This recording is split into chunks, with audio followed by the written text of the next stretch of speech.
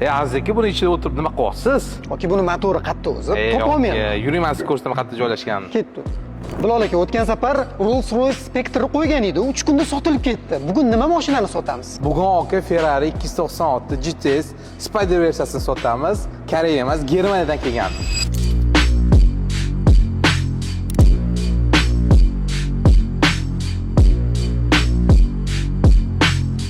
Oka Ferrari'miz 296 GTS 3 litrli turbo gibrid jihozlangan 830 tot kuchiga ega.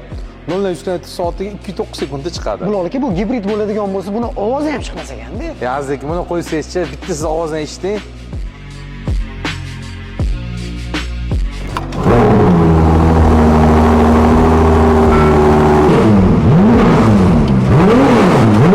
Bilal aka, bo'ldimi? Faqat shumi?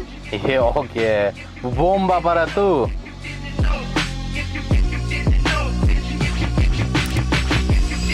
Oke, endi nima deysiz? Bu avtomobil ko'chaga chiqqanda vaydod o'radigan joyi bor ekan. Mashinamiz eng full versiyada karbon rul, karbon elementlar полностью ishlatilgan salon bo'yicha italyanskiy asl Alicantaro. Sidenalarni qarang aka. Ko'sh sidenalar karbon elementlar ishlatilgan. Oke, tomondan ochib yopadigan mexanizmini o'zi 50 ming yevro atrofida turadi. Oke, shuncha narsalarni tushuntirib berdingiz. Buni o'zi narxi nechi?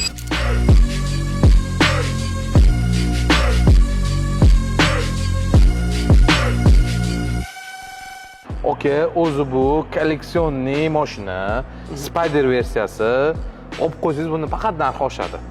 Oke, agar bizani obunachilik kelsa, yo'lga o't beradigan joy bormi? Bo'lgan narxini 460 ming qilib beramiz, oke.